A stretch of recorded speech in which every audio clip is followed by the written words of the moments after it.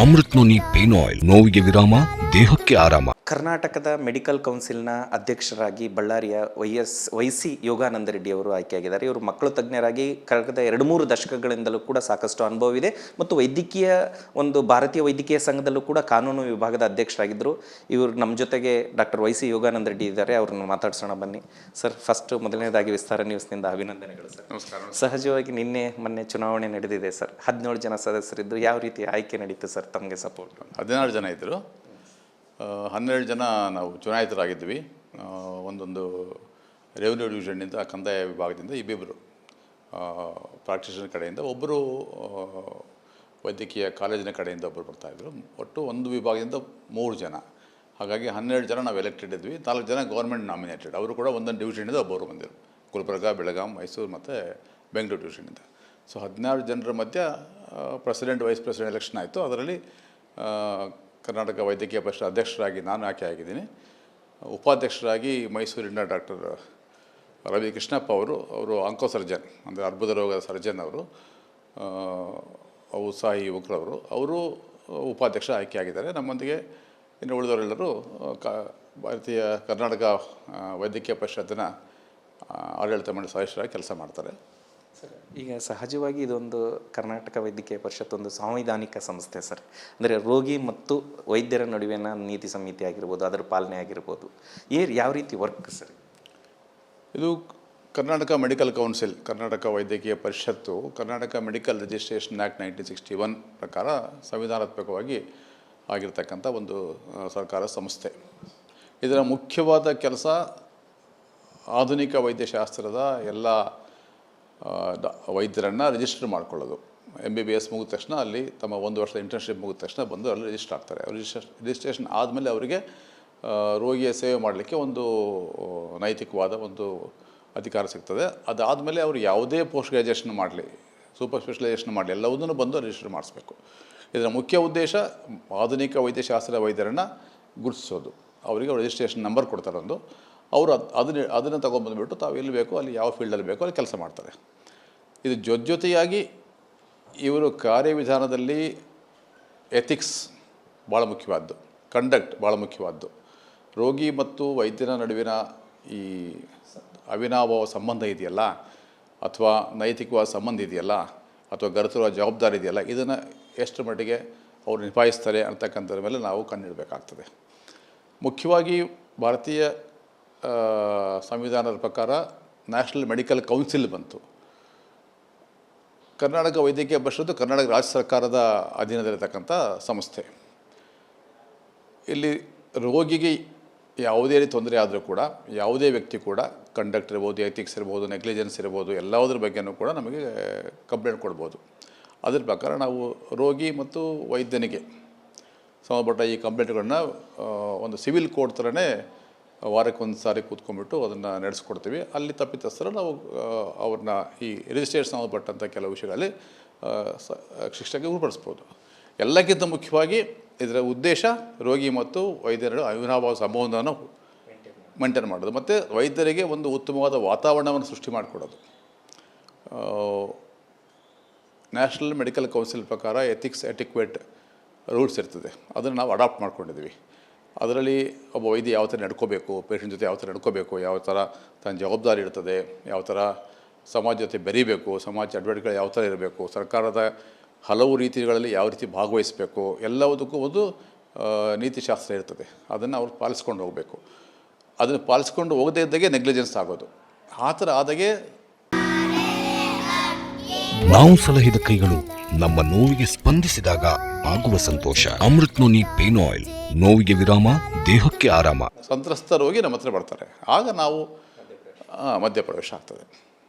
Sir, ಈಗ ಸಹಜವಾಗಿ ತಾವು ಕೌನ್ಸಿಲ್ ಅಧ್ಯಕ್ಷರಾಗಿದ್ದೀರಿ ಸರ್. ಏನು ವ್ಯೂಸ್ ಏನಾದರೂ ಇದ್ದಾವೆ ಈ ರೀತಿ ಮಾಡಬೇಕು, ಏನಾದರೂ ತಮ್ಮದೇ ಆದಂಥ ವ್ಯೂಸ್ ಇರ್ತವೆ ಸರ್? ಈಗ ನೋಡಿ, ವೈದ್ಯರನ್ನ ದೇವರಂತ ಅಂದ್ಕೊಂಡಿದ್ದಾರೆ, ಈಗಲೂ ಅಂತಾರೆ. ವೈದ್ಯೋ ನಾರಾಯಣ ಹರಿ ಅಂತಾರೆ. ಹಲವು ಶತಮಾನಗಳಿಂದ ವೈದ್ಯಕೀಯ ವಿಜ್ಞಾನ ಇದೆ. ಈಗ ಆಧುನಿಕ ವೈದ್ಯ ವಿಜ್ಞಾನ ಕೂಡ ಸಾಕಷ್ಟು ದಶಕಗಳಿಂದ ಇದೆ. ವೈದ್ಯಕೀಯ ಶಾಸ್ತ್ರ, ವೈದ್ಯಕೀಯ ಪರಿಣಿತಿ ಮತ್ತು ವೈದ್ಯಕೀಯ ಉದ್ಯೋಗ ಒಂದು ಕೌಲು ದಾರಿಯಲ್ಲಿದೆ. ಈ ಕೌಲುದಾರರು ಇರೋದ್ರಿಂದ ಏನಾಗಿದೆ, ಬದಲಾವಣೆಗಳಾಗ್ತಾ ಇದ್ದಾವೆ. ಯಾವ ಥರ ಬದಲಾವಣೆ ಆಗ್ತದವೆ? ಕಮರ್ಷಿಯಲೈಸೇಷನ್ ಆಗ್ತಾಯಿದೆ. ಹಾಗೆ ಆಧುನಿಕ ವೈದ್ಯಶಾಸ್ತ್ರದಲ್ಲಿ ಈ ತಂತ್ರಜ್ಞಾನದ ಉಪಯೋಗ ಭಾಳಷ್ಟು ಆಗ್ತಾಯಿದೆ. ಈ ತಂತ್ರಜ್ಞಾನದ ಉಪಯೋಗ ಆದಷ್ಟು ರೋಗಿಯ ಮೇಲೆ ಅನವಶ್ಯಕವಾದ ಕೆಲವು ತಂತ್ರಜ್ಞಾನದ ಒತ್ತಡ ಬರ್ತದೆ. ಆಮೇಲೆ ವೈದ್ಯರಿಗೂ ಕೂಡ ಅದನ್ನು ಉಪಯೋಗಿಸ್ತಕ್ಕಂಥ ಅನಿವಾರ್ಯತೆ ಸೃಷ್ಟಿ ಆಗ್ತದೆ. ಇವೆಲ್ಲವನ್ನು ಕೂಡ ಒಂದು ಸಮತೋಲನವಾಗಿ ನಡೆದುಕೊಂಡು ಹೋಗ್ತಕ್ಕಂಥದ್ದು ವೈದ್ಯರ ಕರ್ತವ್ಯ. ರೋಗಿಯೂ ಕೂಡ ಯಾವುದು ಬೇಕೋ ಅದನ್ನು ಬಯಸಬೇಕು, ಯಾವುದು ಬಯಸಬಾರ್ದು ಅದನ್ನು ಬಯಸಬಾರ್ದು. ನೀವು ವೈದ್ಯರನ್ನು ದೇವರನ್ನು ಅಂದ್ಕೊಂಡ್ರೂ ಕೂಡ ಹಲವು ಇತಿಮಿತಿಗಳಲ್ಲಿ ವೈದ್ಯಕೀಯ ವಿಜ್ಞಾನ ಇದೆ. ವೈದ್ಯರ ಮೇಲೆ ನಿಮ್ಮ ಭರವಸೆ ಇರಲಿ, ಚಿಕಿತ್ಸೆ ಮೇಲೆ ಭರವಸೆ ಇಡಬೇಕು. ಆ ಭರವಸೆಯಲ್ಲಿ ಏನಾದರೂ ನಿಮಗೆ ನಿಮ್ಮ ಭರವಸೆ ತಕ್ಕಂತೆ ವೈದ್ಯ ನಡೆದುಕೊಳ್ಳಿಲ್ಲ ಅಂದರೆ ನಿಮ್ಮ ಸಂಕಷ್ಟಗಳನ್ನು ಹೇಳ್ಕೊಳ್ಳೋದಕ್ಕೆ ವೈದ್ಯಕೀಯ ಪರಿಷತ್ತಿದೆ. ಇದು ಸಾಮಾನ್ಯ ಸಂದರ್ಭಗಳಲ್ಲಿ ರೋಗಿಯ ಪರವಾಗೇ ಇರ್ತದೆ. ಆದರೆ ವೈದ್ಯರಿಗೂ ಕೂಡ ಒಂದು ಉತ್ತಮವಾದ ವಾತಾವರಣ ಸೃಷ್ಟಿ ಮಾಡಲಿಕ್ಕೆ ನಾವು ಕೂಲಂಕುಷವಾಗಿ ವಿಚಾರ ನಡೆಸಿಬಿಟ್ಟೆ ಅದನ್ನು ನಿರ್ಧಾರ ಮಾಡ್ಕೋತೀವಿ.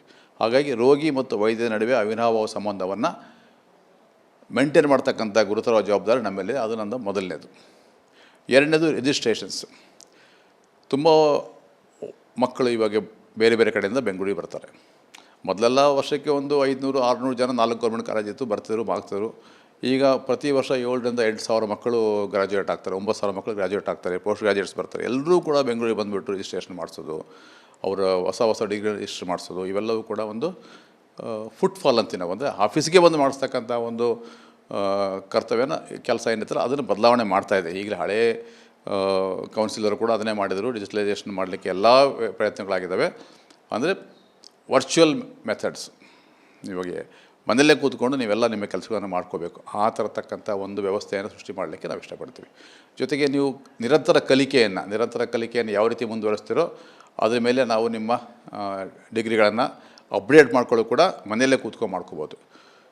ಇವೆಲ್ಲವೂ ಕೂಡ ಆಗಲಿಕ್ಕೆ ಸ್ವಲ್ಪ ಸಮಯ ಹಿಡಿಬೋದು. ನಿಮ್ಮ ಡಾಕ್ಯುಮೆಂಟ್ ವೆರಿಫಿಕೇಷನ್ ಕೂಡ ನಿಮ್ಮ ಕಾಲೇಜುಗಳ ಮುಖಾಂತರವೇ ನಾವು ವೆರಿಫೈ ಮಾಡ್ತಕ್ಕಂಥ ಲಿಂಕ್ ಕೊಡ್ತಕ್ಕಂಥ ಒಂದು ವ್ಯವಸ್ಥೆ ಕೂಡ ನಾವು ಮಾಡ್ತಾಯಿದ್ದೀವಿ. ಸೊ ಇವೆಲ್ಲವನ್ನು ಇನ್ನಷ್ಟು ಉನ್ನತ ಮಟ್ಟಕ್ಕೆ ಏರಿಸಬೇಕು ಅಂತ ಮೊದಲನೇದು. ಇದು ಒಬ್ಬ ವೈದ್ಯ ವಿದ್ಯಾರ್ಥಿ ಹೊಸ ವೈದ್ಯನಿಗೆ ನಾವು ಮಾಡಬೇಕಾದಂಥ ಒಂದು ಹೊಸ ಫೆಸಿಲಿಟಿ. ಇದನ್ನು ನಾವು ಮಾಡಿಕೊಡ್ತೀವಿ. ಈಗಾಗಲೇ ಪ್ರಾಸೆಸ್ಸಲ್ಲಿದೆ. ಆಧಾರ್ ಲಿಂಕ್ ಇರ್ಬೋದು, ಇನ್ನೊಂದಿರ್ಬೋದು, ಎಲ್ಲವುದನ್ನು ನಾವು ಮಾಡಿಕೊಡ್ತೀವಿ. ಎರಡನೇದು, ನಿಮ್ಮ ಒಂದು ಪರ್ಸನಲ್ ಡಾಟಾ ಇರ್ತದಲ್ಲ ಅದನ್ನು ಸೆಕ್ಯೂರ್ ಮಾಡ್ತಕ್ಕಂಥದ್ದು, ಸೇಫಾಗಿ ಇಡ್ತಕ್ಕಂಥದ್ದು ನಮ್ಮ ಪ್ರಥಮ ಜವಾಬ್ದಾರಿ. ನಿಮ್ಮ ಯಾವುದೇ ಒಂದು ನಿಮ್ಮ ಡಾಟಾ ಅದನ್ನು ಎಲ್ಲೂ ಕೂಡ ಲೀಕ್ ಆಗದೆ ನೋಡ್ಕೊಳ್ತಕ್ಕಂಥ ಜವಾಬ್ದಾರಿ ನಮ್ಮ ಮೇಲೆ ಇರ್ತದೆ. ಅದನ್ನು ಮಾಡಬೇಕು. ಸುಮ್ಮನೆ ಆಧಾರ್ ಲಿಂಕ್ ಮಾಡಿಬಿಡ್ತೀನಿ ಅನ್ನೋದಲ್ಲ, ಅದನ್ನು ಸೇಫಾಗಿ ಇಟ್ಕೊಳ್ತಕ್ಕಂಥ ಜವಾಬ್ದಾರಿ ನಮ್ಮಲ್ಲಿ. ಇದನ್ನು ಕೂಡ ನಾವು ಡಿಜಿಟಲೈಸೇಷನ್ ಮುಖಾಂತರ ಅದನ್ನು ಯಾವ ರೀತಿ ಮಾಡಬೇಕು, ಸೇಫ್ ಡಾಟಾ ಕಲೆಕ್ಷನ್ ಇರಬೇಕು. ಅದು ಒಂದು ಎರಡನೇದು.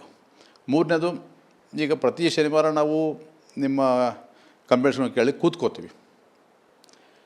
ನೀವು ಬೇರೆ ಬೇರೆ ಕಡೆಯಿಂದ ಬರಬೇಕು. 16 ಜನ ನಾವು ಬರಬೇಕು. ಹೀಗೆ ಸುಪ್ರೀಂ ಕೋರ್ಟು ಸಿವಿಲ್ ಕೋರ್ಟ್ಗಳು ವರ್ಚುವಲ್ ಆಗಿರೋದ್ರಿಂದ ನಮ್ಮ ಈ ವ್ಯವಸ್ಥೆ ಕೂಡ ವರ್ಚುವಲ್ ಮಾಡಲಿಕ್ಕೆ ನಾವು ಪ್ರಯತ್ನ ಮಾಡ್ತೀವಿ. ನಿಮ್ಮ ದಿನನಿತ್ಯದ ಕೆಲಸಗಳನ್ನು ಬಿಟ್ಟು ಬೆಂಗಳೂರಿಗೆ ಬರೋದು ಬೇಕಾಗಬಾರ್ದು. ವೈದ್ಯರು ಕೂಡ ಬರಬಾರ್ದು, ರೋಗಿಗಳು ಕೂಡ ಬರಬಾರ್ದು. ವರ್ಚುವಲ್ ಆಗಿ ಎಷ್ಟು ಸಾಧ್ಯ ಆಗುತ್ತೋ ಅಷ್ಟು ನಾವು ನಮ್ಮ ಚಟುವಟಿಕೆಗಳನ್ನು ಮಾಡಲಿಕ್ಕೆ ನಾವು ಪ್ರಯತ್ನ ಮಾಡ್ತೀವಿ. ಎಲ್ಲೂ ತುಂಬ ಬೇಕೇ ಬೇಕು ನಿಮ್ಮ ಫಿಸಿಕಲ್ ಪ್ರೆಸೆನ್ಸ್ ಅಂದಾಗ ಮಾತ್ರ ಬೆಂಗಳೂರಿಗೆ ಬರತಕ್ಕಂಥ, ಆಫೀಸಿಗೆ ಬರತಕ್ಕಂಥ, ಕೌನ್ಸಿಲಿಗೆ ಬರತಕ್ಕಂಥ ಒಂದು ವ್ಯವಸ್ಥೆಯನ್ನು ನಾವು ಮಾಡಬೇಕು. ಇದೆಲ್ಲವೂ ಸ್ವಲ್ಪ ಸಮಯ ಹಿಡಿಬೋದು, ಆದರೆ ಇದು ನಾವು ಮಾಡ್ತೀವಿ. ಇನ್ನು ಮೂರನೇದು, ಮಕ್ಕಳಿಂದ ರಿಜಿಸ್ಟ್ರೇಷನ್ಗೆ ಅಂದರೆ ವೈದ್ಯಕೀಯ ವೈದ್ಯರಿಂದ ಬರ್ತಕ್ಕಂಥ ರಿಜಿಸ್ಟ್ರೇಷನ್ ಫೀ ಇರ್ಬೋದು, ಯಾವುದೇ ಫೀ ಇರ್ಬೋದು, ನಮ್ಮಲ್ಲಿ ಅಕ್ಯುಮುಲೇಟ್ ಆಗ್ತಾ ಹೋಗ್ತದೆ. ಅದನ್ನು ಮತ್ತೆ ಈ ವೈದ್ಯ ಮಕ್ಕಳಿಗೋಸ್ಕರ ಉಪಯೋಗಿಸ್ತಕ್ಕಂಥ ಒಂದು ವ್ಯವಸ್ಥೆ ಸೃಷ್ಟಿ ಮಾಡಬೇಕು. ಅವರ ಕಲಿಕೆಯಲ್ಲಾಗಲಿ, ಸ್ಕಾಲರ್ಶಿಪ್ ಇರ್ಬೋದು, ಬಡ ಮಕ್ಕಳಿಗೆ ಕೊಡ್ತಕ್ಕಂಥ ಇರ್ಬೋದು, ಅವರ ಪೋಸ್ಟ್ ಗ್ರಾಜುಯೇಷನ್ ಹೆಲ್ಪ್ ಮಾಡೋಕ್ಕಂತಿರ್ಬೋದು, ಅಥವಾ ಯಾವುದೋ ಒಂದು ಟೆಕ್ನಾಲಜಿ ಇಂಟ್ರೊಡ್ಯೂಸ್ ಮಾಡೋದಿರ್ಬೋದು, ಸರ್ಕಾರದ ಜೊತೆ ಕೈ ಜೋಡಿಸ್ಬಿಟ್ಟು ನಾವು ಈ ಹಣವನ್ನು ವ್ಯಯಿಸೋದಕ್ಕೆ ಇಷ್ಟಪಡ್ತೀವಿ. ಕೇವಲ ಒಂದು ಬಿಲ್ಡಿಂಗ್ ಕೊಂಡ್ಕೊಂಡೆ ಬಂಗಲೆ ಕಟ್ಟದೆ ಅಲ್ಲ. ಹಣವನ್ನು ವೈದ್ಯಕೀಯ ಶಾಸ್ತ್ರದಲ್ಲಿ ಕಲಿಕೆಗೆ ಸಂಬಂಧಪಟ್ಟ ಮತ್ತು ರೋಗಿಗಳಿಗೆ ಕೆಲವು ಸಿಗೋದಿಲ್ಲ ಗೌರ್ಮೆಂಟ್ ಆಸ್ಪತ್ರೆಯಲ್ಲಿ, ಅಲ್ಲಿ ಕೂಡ ನಮ್ಮದು ಇವರ ಹಣವನ್ನು ಅಲ್ಲೇ ಉಪಯೋಗಿಸ್ಕೋಬೇಕು. ಆ ಥರ ಒಂದು ಅಮೆಂಡ್ಮೆಂಟ್ ತರಲಿಕ್ಕೂ ಪ್ರಯತ್ನ ಮಾಡ್ತೀವಿ. ಇನ್ನು 5 ವರ್ಷಕ್ಕೊಮ್ಮೆ ರಿನಿವಲ್ಸ್ ಬರ್ತಾಯಿದೆ. ಈ ರಿನಿವಲ್ಸ್ ಬಗ್ಗೆ ಸಾಕಷ್ಟು ಗೊಂದಲಗಳಿದ್ದವು. ಆ ಗೊಂದಲಗಳನ್ನು ಬಗೆಹರಿಸಲಿಕ್ಕೆ ಪ್ರಯತ್ನ ಮಾಡ್ತೀವಿ. ನ್ಯಾಷನಲ್ ಮೆಡಿಕಲ್ ಕೌನ್ಸಿಲ್ ಕೂಡ ಆ ಗೊಂದಲಗಳನ್ನು ಬಗೆಹರಿಸಲಿಕ್ಕೆ ಪ್ರಯತ್ನ ಮಾಡ್ತಾಯಿದೆ. ನ್ಯಾಷನಲ್ ಮೆಡಿಕಲ್ ಕೌನ್ಸಿಲ್ ಜೊತೆ ನಾವು ಕರ್ನಾಟಕ ವೈದ್ಯಕೀಯ ಪರಿಷತ್ತರು ಕೂಡ ಜೊತೆಯಾಗಿ ಹೋಗಬೇಕಾಗ್ತದೆ. ಎಲ್ಲ ದ್ವಂದ್ವಗಳನ್ನು ನಿವಾರಣೆ ಮಾಡಲಿಕ್ಕೆ ಕೆಲವು ಅಮೆಂಡ್ಮೆಂಟ್ಸ್ ತರಬೇಕಾಗುತ್ತೆ. ಆ ನಿಟ್ಟಿನಲ್ಲಿ ಕೆಲಸ ಮಾಡ್ತೀವಿ. 5 ವರ್ಷ ಟೈಮ್ ಇರ್ತದೆ ನಮಗೆ. 5 ವರ್ಷದಲ್ಲಿ ಏನು ಮಾಡಬೇಕು ಅದು ಮಾಡ್ತೀವಿ. ಜೊತೆಗೆ ಒಬ್ಬ ಕರ್ನಾಟಕ ಮೆಡಿಕಲ್ ಕೌನ್ಸಿಲ್ನ ಅಧ್ಯಕ್ಷನಾಗಿ ನನಗೆ ಸಿಂಡಿಕೇಟ್ ಮೆಂಬರ್ ಕೂಡ ಆಗಿರ್ತೀನಿ. 5 ವರ್ಷ ಸಿಂಡಿಕೇಟ್ ಮೆಂಬರ್ ಆಗಿರ್ತೀನಿ. Maybe longest serving syndicate member ಆಗಿರ್ತೀನಿ ಅಲ್ಲಿ ಕೂಡ ನಾವು ಸಾಕಷ್ಟು ಕೆಲಸಗಳನ್ನು ಮಾಡ್ಬೋದು. ಆಯಾ ಸಂದರ್ಭಕ್ಕೆ ಅನುಕೂಲವಾಗಿ ನಾವು ಕೆಲಸ ಮಾಡ್ತೀವಿ. ಮುಖ್ಯವಾಗಿ ಬೆಂಗಳೂರಿನ ಸ್ಥಳಗಳಲ್ಲಿರ್ತಕ್ಕಂಥ ಎಲ್ಲ ವೈದ್ಯಕೀಯ ಕಾಲೇಜುಗಳಿಗೂ ಬರಲಿಕ್ಕಾಗಲ್ಲ ಅವರಿಗೆ. ಯಾವ ರೀತಿ ನಾವು ಅನುಕೂಲ ಮಾಡಿಕೊಳ್ಬೋದು ಅಂದರೆ ಆರೋಗ್ಯ ವಿಜ್ಞಾನ ಸಂಸ್ಥೆಯಲ್ಲಿ ಅನ್ನೋ ನಿಟ್ಟಿನಲ್ಲಿ ನಾವು ಗಮನ ಇಟ್ಕೊಂಡು ಕೆಲಸ ಮಾಡ್ತೀವಿ. ಸೊ ಈ ನಾರ್ತ್ ಕರ್ನಾಟಕದಿಂದ ನಾನು 2ನೇ ಇರ್ಬೋದು 3ನೇ ಇರ್ಬೋದು, ಆದರೆ ಕರ್ನಾಟಕದ ಪ್ರತಿನಿಧಿ ನಾನು. ನಿಮ್ಮೆಲ್ಲರಿಗೆ ಹೆಮ್ಮೆ ಇರ್ಬೋದು ನಾರ್ತ್ ಕರ್ನಾಟಕ ಅಂತ, ಹಾಗಲ್ಲ. ನಾನು ಕರ್ನಾಟಕದ ಪ್ರತಿನಿಧಿ, ಎಲ್ಲ ವೈದ್ಯರುಗಳ ಪ್ರತಿನಿಧಿ, ಎಲ್ಲ ರೋಗಿಗಳ ಪ್ರತಿನಿಧಿ ಅಂತ ಹೇಳ್ಕೊಳ್ಳಿಕ್ಕೆ ಇಷ್ಟಪಡ್ತೀನಿ ಸರ್. ಅಂದರೆ ಈ ರೀತಿಯಾಗಿ ಕೆಲವೊಂದು ಬದಲಾವಣೆಗಳು ಕೂಡ ಅನಿವಾರ್ಯ ಇದೆ. ವರ್ಚುವಲ್ ಮೀಟಿಂಗ್ ಆಗಿರ್ಬೋದು, ಅಂದರೆ ಸಮಯವನ್ನು ಸದುಪಯೋಗ ಪಡಿಸ್ಕೊಳ್ಬೇಕು. ಅದೇ ರೀತಿ ಕರ್ನಾಟಕ ವೈದ್ಯಕೀಯ ಪರಿಷತ್ನಲ್ಲಿ ಡಿಜಿಟಲೀಕರಣ ಮತ್ತು ವರ್ಚುವಲ್ ಮೀಟಿಂಗ್ಗಳಿಗೆ ಆದ್ಯತೆ ಕೊಡಬೇಕು. ಅಂದರೆ ಈಗಿನ ಕಾಲದಲ್ಲಿ ಸಮಯ ಅಷ್ಟೇ ಮುಖ್ಯ ಆಗಿರೋದ್ರಿಂದ ಈ ನಿಟ್ಟಿನಲ್ಲಿ ಕೂಡ ಕೆಲವೊಂದು ಬದಲಾವಣೆಗಳನ್ನು, ಆಮೇಲೆ ವೈದ್ಯರ ಗೌಪ್ಯತೆಯನ್ನು ಕಾಪಾಡೋದು ಮತ್ತು ವೈದ್ಯರು ಮತ್ತು ರೋಗಿಗಳ ನಡುವೆ ಯಾವ ರೀತಿಯಾಗಿ ಸಮತೋಲನದ ಸಂಬಂಧ ಕಾಪಾಡಿಕೊಳ್ಬೇಕು, ಅವಿನಾಭಾವದ ಸಂಬಂಧ ಕಾಪಾಡಿಕೊಳ್ಬೇಕು, ಆ ನಿಟ್ಟಿನಲ್ಲಿ ಕಾರ್ಯೋನ್ಮುಖವಾಗ್ತೀವಿ ಎನ್ನುವಂಥ ವಿಚಾರವನ್ನು ಕರ್ನಾಟಕ ವೈದ್ಯಕೀಯ ಪರಿಷತ್ನ ನೂತನ ಅಧ್ಯಕ್ಷರಾದಂಥ ಡಾಕ್ಟರ್ ವೈ.ಸಿ. ಯೋಗಾನಂದ ರೆಡ್ಡಿ ಅವರು ಹೇಳಿದ್ದಾರೆ. ಕ್ಯಾಮ್ರಾಮನ್ ಭರತ್ ಜೊತೆ ಶಶಿಧರ್ ಮೇಟಿ, ವಿಸ್ತಾರ ನ್ಯೂಸ್, ಬಳ್ಳಾರಿ. ಅನುಕ್ಷಣದ ಸುದ್ದಿಗಳಿಗಾಗಿ ವಿಸ್ತಾರ ನ್ಯೂಸ್ ಯೂಟ್ಯೂಬ್ ಚಾನೆಲ್ ಸಬ್ಸ್ಕ್ರೈಬ್ ಮಾಡಿ. ಹೊಸ ಸುದ್ದಿಗಳ ನೋಟಿಫಿಕೇಶನ್ಗಾಗಿ ಬೆಲ್ ಐಕಾನ್ ಕ್ಲಿಕ್ ಮಾಡಿ. ಲೇಟೆಸ್ಟ್ ಅಪ್ಡೇಟ್ಸ್ಗಾಗಿ www.vistaranews.com ವೆಬ್ಸೈಟ್ಗೆ ವಿಸಿಟ್ ಮಾಡಿ. ಅಂಗೈಯಲ್ಲೇ ಜಗತ್ತಿನ ಸುದ್ದಿ ತಿಳಿಯಲು ವಿಸ್ತಾರ ನ್ಯೂಸ್ ಕನ್ನಡ ಆಪ್ ಡೌನ್ಲೋಡ್ ಮಾಡಿ.